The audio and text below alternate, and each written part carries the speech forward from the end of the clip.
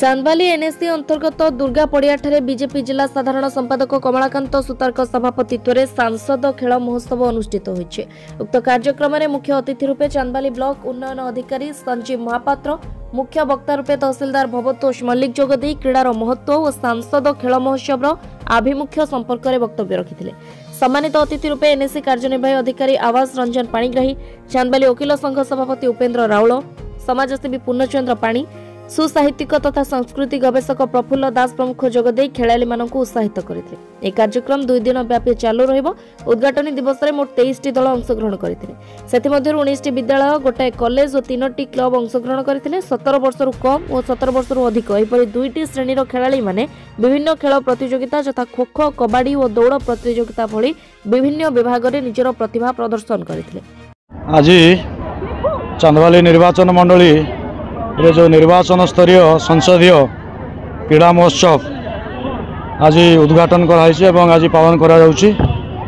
एवं यही कार्यक्रम उद्देश्य प्रिय प्रधानमंत्री नरेंद्र मोदी जी एवं आमर प्रिय मुख्यमंत्री मोहन माझी जो स्वप्न अच्छी जे विकसित भारत एवं विकसित ओडिशा युवक मानक माध्यम रे आगामी दिन में सेटा करा जीवो से संकल्प युवक माने नौचंती एवं सेतिपाई क्रीड़ा माध्यम रे जो संसदीय क्रीड़ा माध्यम रे युवक एवं स्कूल छात्र छात्री मानकर क्रीड़ा क्षेत्र में किभली भाव में विकास हो पारिबो, तांकर प्रतिभा से माने किभली भाव में तल स्तर केंद्र स्तर पर्यंत से माने तांकर प्रतिभा किभली देखै पारिबे एवं जो स्वास्थ्य क्षेत्र में विकसित से किभली भाव में हो पारे एवं भारतर आगामी भारत को किभली भाव में विकसित करें से जो प्रयास अच्छी ये संसदीय क्रीड़ा महोत्सव माध्यम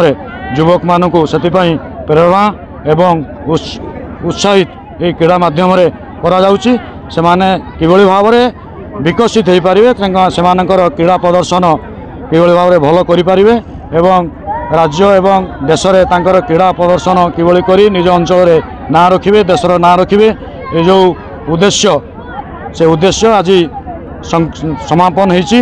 एवं आज आमर चांदबाली निर्वाचन मंडली क्षेत्र में ये कार्यक्रम होइछि। या परे संसदीय कार्यक्रम आसंता काली ठारू भद्रक जिले में हबो।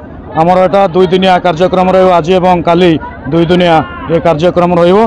तेणु मु शेष में पिला मानकु एवं शिक्षक एवं समस्त धन्यवाद ये कार्यक्रम रे धन्यवाद अर्पण कर। आज जो ये कार्यक्रम सांसद खेल महोत्सव दिल्ली रु पल्ली जाए सब जगह पालन करा जाउछि। ये होछि हमर माननीय प्रधानमंत्री एवं माननीय मुख्यमंत्री स्वप्न जे विकसित भारत, विकसित ओडिशा और विकसित गाँव प्रक्रिया को जारी रखा गले युवक माने निजे निरोगी स्वस्थ रहिबा दरकार एवं क्रीड़ा माध्यम पिला माने युवक माने सुस्थ रही पारिबे एवं सुस्थ शरीर नहीं युवक माने सुंदर भारत चित्र आंकी पारिबे।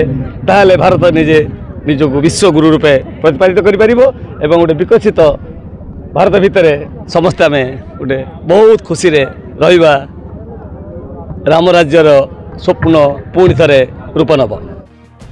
चांदबाली मानसी महांती रिपोर्ट, अभय न्यूज ओडिशा।